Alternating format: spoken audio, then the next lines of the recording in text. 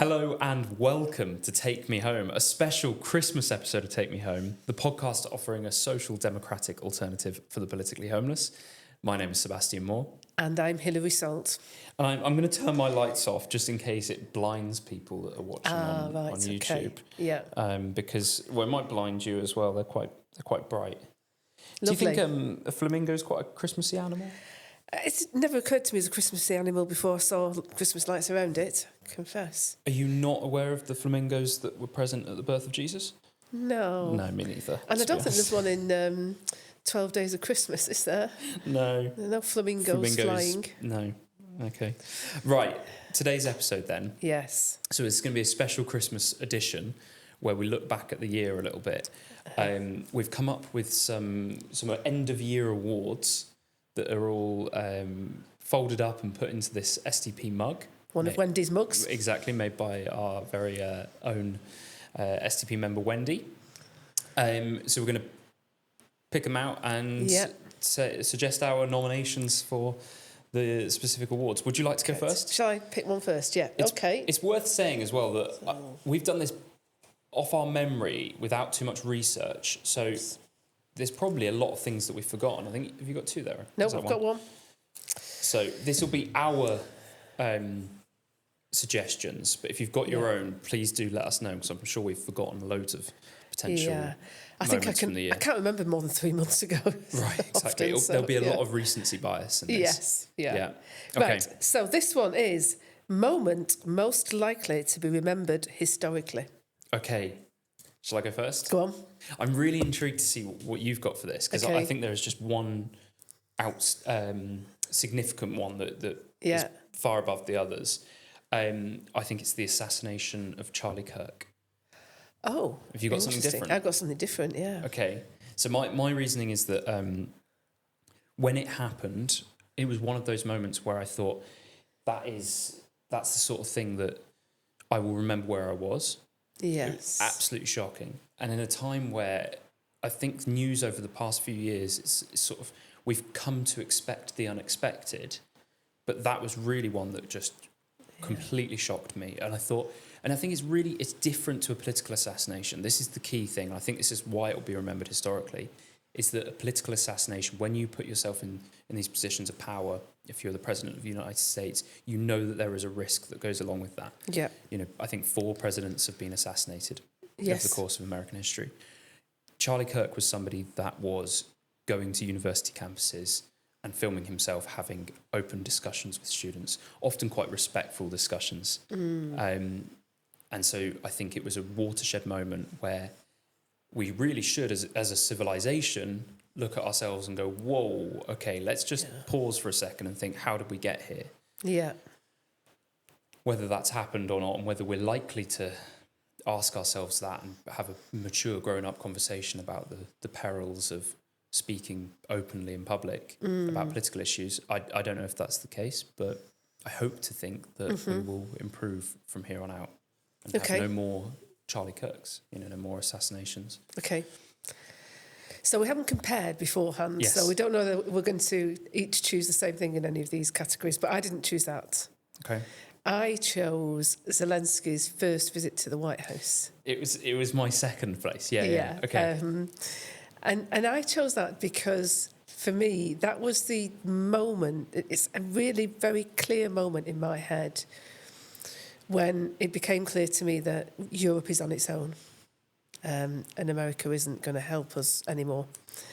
And you remember it, don't you? Mm-hmm. Excuse me. So there was all the kerfuffle about him not wearing a suit at first. So there was some less serious parts of it, but I don't know if you remember, so, Zelensky was saying there can't be any compromises with Putin, and Trump was saying you shouldn't hate Putin so much, and then Vance kind of came in and said that when Zelensky was correcting Trump on some of his explanations of what had happened, he was disrespecting the office of the president. So to me, that is such a memorable point, because it just made everything click in my head.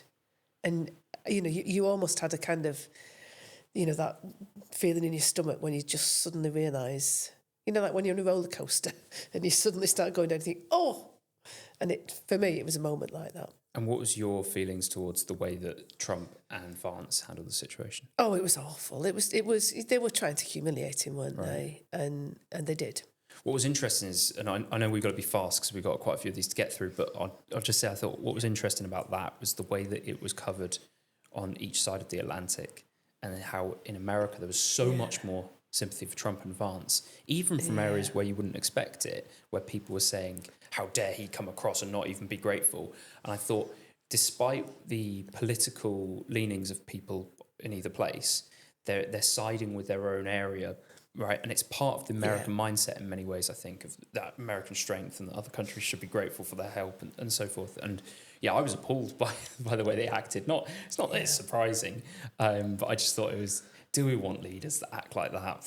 I don't personally, but no. There we go. Okay, next one. Yes, ready? go on, you go. You choose. Okay, so this is a bit more of a forward-looking one. Issue everybody will be talking about next year, but isn't yet. Right, okay. This was a hard one. Right, it's very hard. I'm going to go with going back to the real world. Okay, this sounds a bit left field. So I think there's a real tendency now for people to think that the online world is the real world, that X is the real world. And it just isn't. And I think the more that people kind of realise that they're spending hours doom scrolling and talking to AI, the more people, particularly young people, I think, will think, this is not a good use of my time. And they will start, turning off their phones and getting back to the real world by choice. Not because anybody's making them, but because they realise that you won't fall in love online. You need to be out there meeting people. You won't change the world online. You need to be out there talking and influencing people. And I think it will be good. I think it will be good for politics. I think it will be good for political parties. And I think it will be good for everybody's mental health. So I did want to choose something that was a good thing. So that's why I went with getting back to the real world. That gives me a lot of hope. I like that as an answer. And I think one thing, when you make any prediction, it's one of those areas where I always think, no matter who you ask, however talented and knowledgeable they are just as likely to get it wrong as your average person on the street when you look at political predictions. Yeah. And it is hard for us to imagine what we will be talking about a year from now. But something like that, I can see that actually, where we look back and we think it's the I think is it the straight line paradox, where you look at historical tendency and you just assume it's going to continue going in one direction. Absolutely. And it'll actually change. I've gone for something slightly different, but maybe slightly related. So I was thinking about things like automation. Yes. I was thinking, but everybody's sort of already predicting that anyway. Mm-hmm. I was in America just recently, and they had these, I don't know if you've seen them. I think they trialled it in Milton Keynes. It's like little robots that deliver things on the street. I think you'll find they trialled it in Sale, where I live. The co-op. The co-op have them little robots. Wow, okay. You see them waiting to cross the road. What's funny is, so they had them all over Miami. And what I found funny is that I imagine they're turned up sort of very highly conservative. So if there's any movement, they'll just stop. Mm-hmm. So you're walking and they just never get anywhere because there's people walking in the street and they just stop and wait for ages. Yeah. So I don't know if they're actually going to work. But no, I've gone for something different, which is the tech bubble. Okay. So this is the sort of thing that people are predicting, and I know you've got thoughts on it about the tech stocks and that they look artificially high. And a lot of people are predicting. Some are saying counter. No, it's not. It's not a bubble. It's not going to burst. It's the sort of thing that until it happens, it will seem unlikely. But if it were to burst, and suddenly all of that money that's gone into these tech companies for AI investment, and they realise that actually it's not going anywhere, and suddenly people start to pull their money out. If that were to happen, I think we'd suddenly say, "Oh yeah, of course, that was inevitable." Like if you were paying attention. I don't know. I'm not an expert, but it's the sort of thing I can imagine happening next year, and we think, how did we not, see this coming? And we did see it coming in 2000 when all the .com bubble burst. Everybody kept saying it was going to burst, but the problem is, you don't know when it's going to burst. Exactly. And all the time you're out of the market, you're losing money. So yeah, but I thought it's an easy one for me to bet on, considering I'm not actually putting any money into the stocks. Right, okay. So I'm not going to lose anything. Moving on. Well, your pension will be invested in some of them. Gosh. Sebastian. Right, okay, next one. Oh, political... Oh, Friday's not happy. I thought Friday was going to have a festive outfit. Friday the dog has had a festive outfit on most of the week. I forgot this morning. Okay. Political phrase you never want to hear again. Okay, me first? Go on. So mine is the mess we've inherited. Oh, gosh. Okay. And who would be saying that and why? Rachel Reeves, or Keir Starmer, or any of them really, any of the governments. Yeah. 14 years of Tory rule. Yeah. That one, yeah. So nobody will despair about the complete travesty that was 14 years of Tory government more than me. However, we cannot keep doing this. This part of it's built into the two-party system, and I do think as the two-party system slowly crumbles, you'll see it sort of mutate and become more and more sort of a parody of itself. And one of those things is you say the government has been awful, we're going to get into power because we're going to do all these things, and they come into power for their 5-year term and spend the whole of it saying, well, we've inherited a really bad mess from the last government. Yeah. And I sort of think I'm fed up with that type of politics. We had it in 2010 when the Conservatives took over. You might remember that famous note from Ed Byrne, there's no money left. Liam Byrne. Sorry, Liam Byrne. Ed Byrne's a comedian, I think. Yeah, Liam Byrne. And they just mentioned it again and again all the time. Yeah. The Conservatives. So it's not unique to Labour. No. I'm fed up with it as a phrase. Yeah, okay. Well, I've gone for something similar, but not quite the same. Fiscal black hole? No. Okay. We are sticking to our manifesto pledges. Wow, okay, yeah. Because people only say that when they're not. Yes. Rachel Reeves particularly, who says that she is sticking to her manifesto commitment not to raise taxes on working people, even though she is freezing the tax and NI allowances. So people are going to pay more tax. Yeah. So you shouldn't have to say that phrase because you should be doing it anyway, sticking to your manifesto pledges. And you shouldn't be allowed to say it when you're doing exactly the opposite. Next one? Yeah, go on. Funniest political moment of the year? Oh, right, okay. So, yeah, I've got one of these. Go on. Keir Starmer. Do you remember that summit in Egypt where Trump said, "Where's the United Kingdom? Where are you?" And you're going to show it. You got it. I think we've got this loaded up. Oh, right. Okay, good. United Kingdom. Where's United Kingdom? Where's Russia? Where? Come here. Is everything going good? Very good. It's very nice that you're here. These people all came in like 20-minute notice, and I think it's fantastic. Because he walks over, sort of ready to say something, and really pleased with himself. It's me in the United Kingdom. And then he has to walk back. Bless him, I do feel sorry for him in that. Yeah. And again, that was a very humiliating way to treat somebody, but I couldn't help laughing at that. You taught me something recently, didn't you, about Keir Starmer? Did I? Yes. How to spell his name. Oh, how to spell his name. A lot of people spell it K-I-E-R. That's how I thought it was spelt, and you corrected me. Of course, he'll be named after... Keir Hardie. Who was... It's turned into a pop quiz. Hero of the trade union movement and the Labour movement. And founded the Labour Party. Indeed. And I almost think there is a chance that a Keir will have founded the Labour Party and destroyed the Labour Party. Oh, well done. Bookending it. Yeah, okay, my funniest political moment of the year. Any ideas? I don't know if you saw it when I was trying to load it up. No. I don't know what this is. To the audience, who might it involve? Funniest political moment of the year in 2025. There's only one person that could feature. No. It's Donald Trump. Best fragrance. Come here, please. I have more here, sir. So he's giving perfume to... So what we'll do is just take that, Joe, put it in. And then the other one is for your wife. How many wives? You guys had never know, right?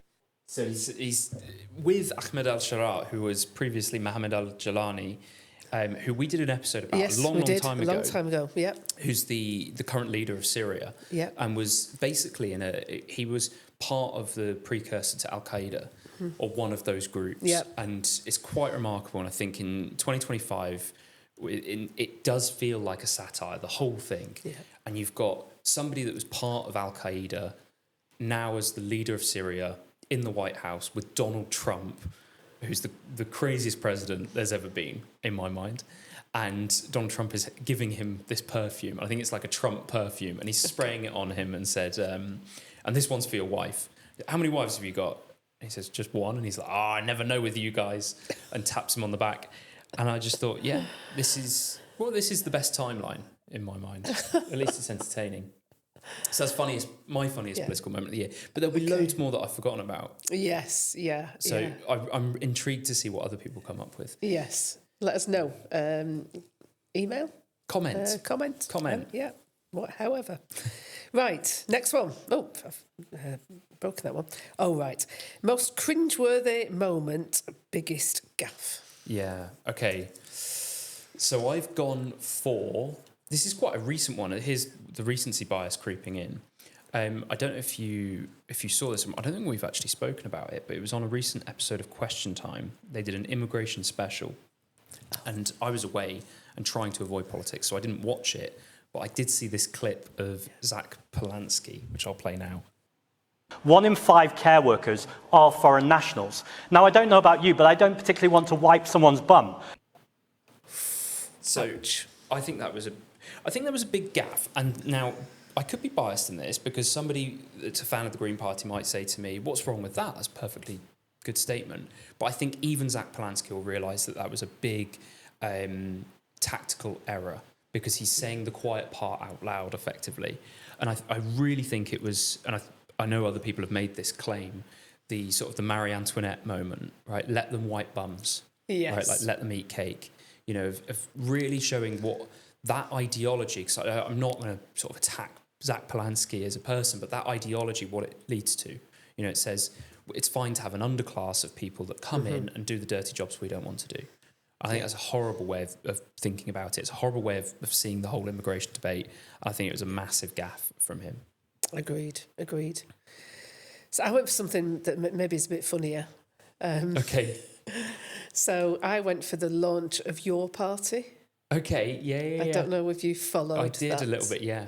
So this was the launch when everybody was meant to be friends and it was meant to be a show of unity. But what is Your Party, just for people that So don't know? this is the Zara Sultana, Jeremy Corbyn, new party of the left. And there was a whole load of shenanigans, before the launch where I think Zara Sultana announced it before everybody else was ready, so she announced it unilaterally. She had a member portal up and running and lots of members joined and she took money off them, and then that was then taken down and there was an argument about where the 800 grand went. So there was all kinds of shenanigans, and the launch of the party, 2 days, was meant to be the show of unity. But then Zara Sultana boycotted the first day because she said it had been taken over by these faceless bureaucrats. Shout out to faceless bureaucrats. I quite like a faceless bureaucrat. Somebody has to run payroll, don't they? There was a whole lot of arguments, and so this was meant to be the day of unity. Then she boycotted the first day. She spoke on the second day. Jeremy Corbyn was sitting behind her and clapped after she spoke, and then he just fled. And it was just a bit of a chaotic day, really. Not I think, what they would have hoped for. And, you know, there were all these... I think when Jeremy Corbyn was speaking, there was a kerfuffle because somebody was being ejected for protesting. Or they'd made all these decisions about loads of people were going to be not allowed to join the party. People from the Socialist Workers' Party weren't allowed to join. Yeah. So it was just utterly chaotic. Yeah. So biggest gaffe. A school project gone wrong. Yeah. Yeah. Yeah. Whose turn is it? I think it's your turn, isn't it? Okay, I have got... Oh, okay. UK Politician of the Year. Now, this doesn't say Best Politician of the Year. UK Politician of the Year. So you can sort of interpret it how you want. Yeah, so it's not somebody I particularly like, but I think she has played a really good hand this year. I'm intrigued. Who? I'm going to go for Shabana Mahmood. Okay, interesting. Home Secretary now. Okay. Now, I know there's some cynicism about whether her plans on illegal immigrants will work, but I do think she is taking a kind of step-by-step rooting out of all the things that are wrong about immigration, and that needs doing. So I think her changes on time to resettlement are, interesting. The fact that you shouldn't just give people a free pass. I think some of the things that, the less serious things, like she's stopped people using unlimited taxes to get illegal immigrants to hospital appointments, things like that. And I just think to do that kind of stuff in the Labour Party, where everybody will be calling her every name under the sun, I think is just really brave. So, okay, I'm going for her. That's an interesting answer. One that it hadn't occurred to me to choose. My answer is another Labour politician. Okay. So this is quite surprising. Imagine you see that category and people think we've both chosen a Labour MP.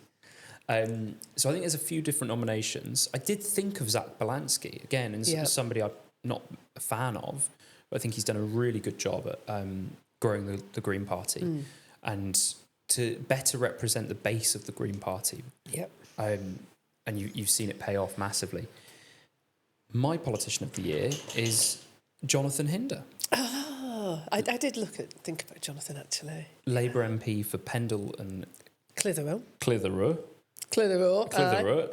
I've met Jonathan a couple of times this year, and I think he is fantastic. He's great. He is a dying breed in the House of Commons as a principled MP that doesn't just say what his party or what his side wants him to say. He comes out and he stands for what he thinks is right. Often that is what I think is right, because I think we come from similar traditions of politics. And somebody to look into if you're not familiar with Jonathan Hinder. He does some great videos on. He puts them on Twitter. His latest sort of campaign is to push back against the sort of the council tax system that we have, which is done, as we've talked about and you've mentioned before on the podcast. Yes, he's actually got a newer campaign than that, I think. Puberty blockers. Well, he's doing a lot. He's good on that, but he's also on housing. He's been talking about the problem with building things for people to invest in rather than people to live in. Mm-hmm. So he's done a video which shows you all the tower blocks, which are all just black at night. Yes. Nobody in them most of the that. time. Yeah. Well, and also, and I've only met him a few times, but he comes across as a very nice person. He's lovely, which is also helpful in politics, I think. Yeah, exactly. Okay, next Good. one. Is it me? Yep. Okay, next one is International Politician of the Year. Okay. So same rules. Doesn't have to be somebody you like, but somebody you think has had a good year. So I can't think of anybody past Zoran Mamdani. Oh. So he's my International Politician of the Year. Okay. And I'm sure this is one of those where if I actually really dug into it and thought about some lesser known countries and areas where they've been in elections, I'm sure there's somebody that's done an amazing job, come from nowhere. But Zoran Mamdani is somebody who was a New York assemblyman, I believe that's what the title is, and has come from nowhere really to build a campaign, you might say a grassroots campaign, and challenge for the Democratic nominee for mayor, and then has since become elected. And as is always the case, I think, in the Democratic Party, if somebody a bit less orthodox wins the primary, often they get challenged in the main election. So Andrew Cuomo, who lost the primary, then challenged him in the election, but he still won, Mamdani. And I think it was a campaign that, regardless of what you think of him, and I know a lot of people are not fans, I think it was a campaign that was laser focused on issues that people really cared about, like housing and the cost of living. And he just focused on those relentlessly. He did so with positivity. He's a really good speaker. And if you see him interviewed, he's very good at taking a question and pivoting. And it's something I think anybody that works in politics knows about. You've got to take the question and then pivot to something that you want to talk about, because you have to get your messaging out there. And it's no good thinking, oh, well, they'll ask me about my thing in a minute, because they won't necessarily. So you've got to be able to do that. And I think he's hands down for me the International Politician of the Year. Wow, okay. So I've chosen somebody who could not be further away from that. Donald Trump? No, it's a woman for one thing. Which country? Italy. Georgia Meloni? Yeah. Ooh, okay, interesting. I thought you'd probably hate me choosing her. No, why? Well, Meloni's interesting, I think. She is very interesting, yeah. But would we call her far right? I wouldn't. But Okay, that's an overused term, far right and fascist these days, isn't it? She's certainly very authoritarian, and has a very murky past, I would say. Yeah. But she's done sterling work, I think, in Italy. Politico have just named her the most powerful person in Europe. Okay, interesting. She's played quite a role in this, this trade deal that the EU are trying to strike with South American countries. Mercosur, yes, yeah. I did see something about that, yeah. Yeah, and I think she's pretty much, lined up with France, and therefore they will torpedo it, I think. But, I wouldn't say Italy's economy is back on its feet, but she's definitely done some stabilising of the economy. And just to run a stable government in Italy is a bit of a success, isn't it? It is, and I think that's a really interesting answer, because I think in some ways she's just gone about her business, and it's not been massive sort of mainstream news for any big moments like Trump would be. And I've asked a few people, because I lived in Italy for a few years, and I've asked friends there, like, what do you think of Meloni? Because to me, like you just said, she is unusual as an Italian politician. Yeah. Italy's politics is infamous for the fact that it's so unstable, and you get somebody come in, the coalition breaks down, and there does seem to be a real change with her, where it feels like there's that stability. Certainly from the outside, it seems like she's moved further to the centre or the mainstream as she's governed, like she's trying to govern for the whole of the country. So it seems from the outside like she's doing a really good job. Her approval ratings are huge compared to, for European countries, it's sort of unheard of, her approval ratings. So I've asked a few friends what they think, and even quite liberal friends aren't massively against her. They would say something like, it's good to have a woman as our leader, and it's a shame that it's her because she's a bit right wing. But I expected them to be more vociferous, a little bit like liberals would be in America against Trump. It doesn't seem to be the case. So she's doing something right for sure. So I think that's an inspired answer. She's also 5'2", like Is me. She? Okay. I don't know if you saw a picture of her with the guy, the president of Mozambique. No. He was 6'8". Right. And the difference was just stunning. Yes, so that was my choice. Very good. Okay. Next one. Oof. Okay. Most underreported news story of the year. Okay. So I went for something that we actually did cover on Take Me Home, but hasn't been covered, I don't think, as much it should have been, which is the massive backlog in court cases. Mm-hmm. And interesting, it is being talked about a bit now because of the solution that the government are putting forward, which is an end to jury trials. But cases that are going to court now are being listed for like 2028 or 2030. And the idea that you're going to wait that long for justice is not justice for either a victim or the person who did it. So it's just staggeringly incompetent, the way that the justice system is being run. And I don't have very much faith in our current minister to sort it out. Right. And the current minister is? David Lammy. Justice Secretary. Yeah. I mean, I don't think an end to jury trials is the answer. I think there's loads of things they could do. I mean, when we talked about this on an earlier episode, I mentioned that there's a cap put on the number of judge sittings that there can be by governments just to manage budgets, and they just need to fund the service properly, need to invest in the buildings and in the staff. They need to particularly invest in getting prisoners from prison to court on time. Sometimes you lose a whole day of a case because the system, the transport mechanism for getting the prisoner to court has failed. Right. And that is just unacceptable, in my view. Well, I've gone for something a bit more international. Okay. For me, this was always going to be an international thought in my mind, because I think underreported news stories, you often have massive events taking place in the world where the media perhaps deems them less significant to us. Yeah. And I'm interested in those things. So I thought about things like Armenia, Azerbaijan. So that's somewhere that I'm really interested in. And since Azerbaijan has sort of retaken Nagorno-Karabakh, this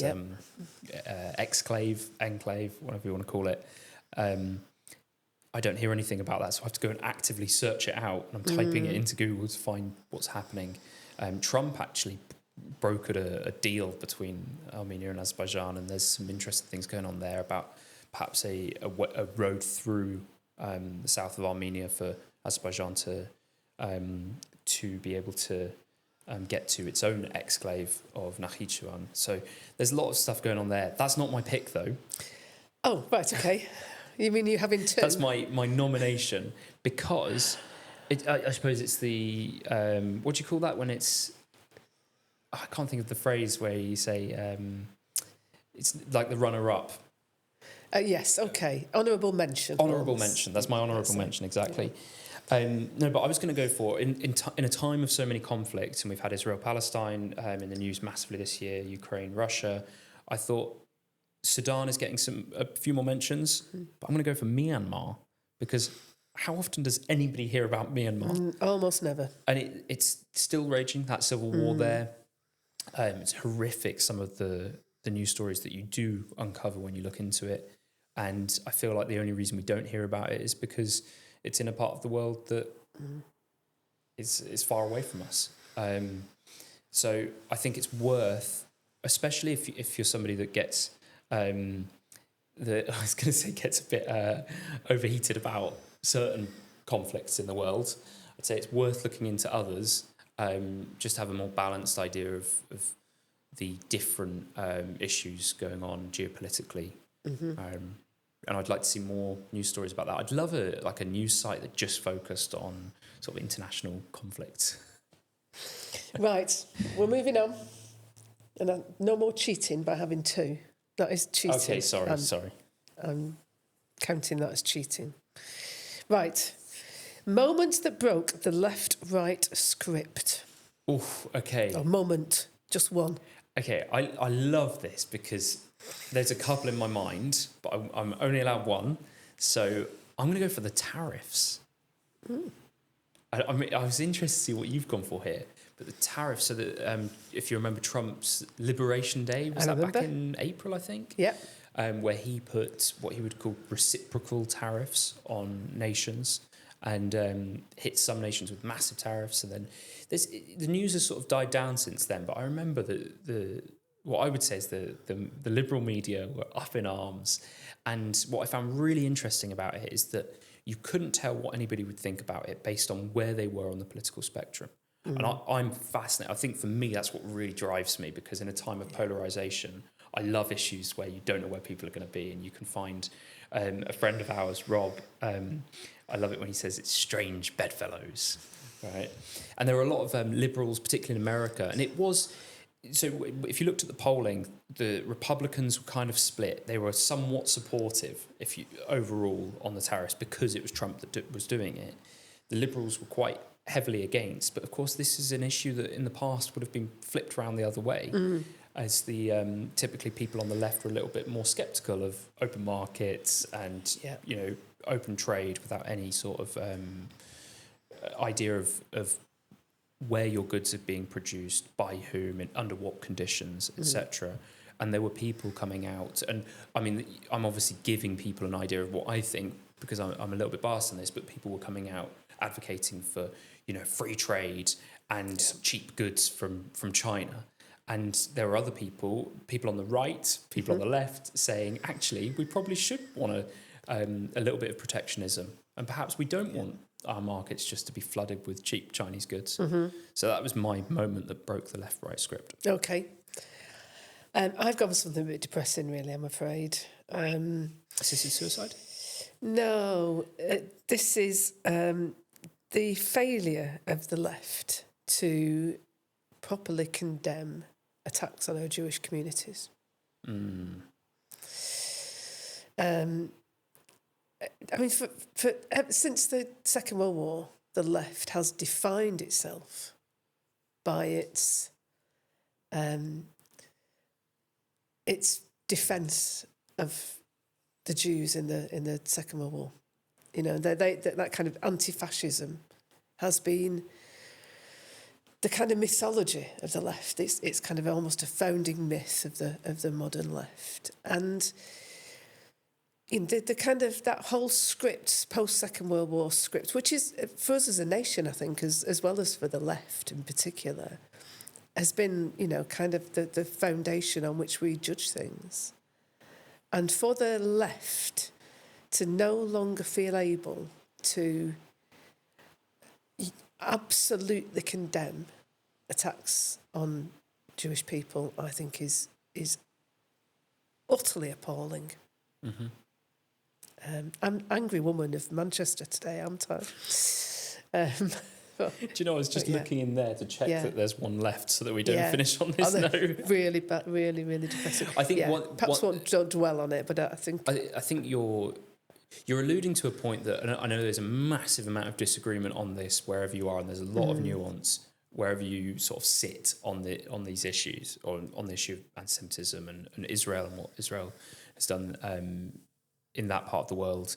And what I think is perhaps interesting and slightly concerning is that people who consider themselves on the left, who are using this to pivot, to talk about their condemnation of the genocide in Gaza, they find common ground with people on the right, who are actually far right, who are massively anti-Semitic. Absolutely. And what's interesting is if you see a conversation, and you can online where people are having these sorts of debates and stuff, and in video format as well, where they'll say, yes, absolutely, glad you're against this, and then they'll start to hear much more really concerning sort of far right views, and they go, okay, yeah, and like they're trying to sort of end the conversation because they're starting to realise who they're aligning themselves with. Exactly. Yeah.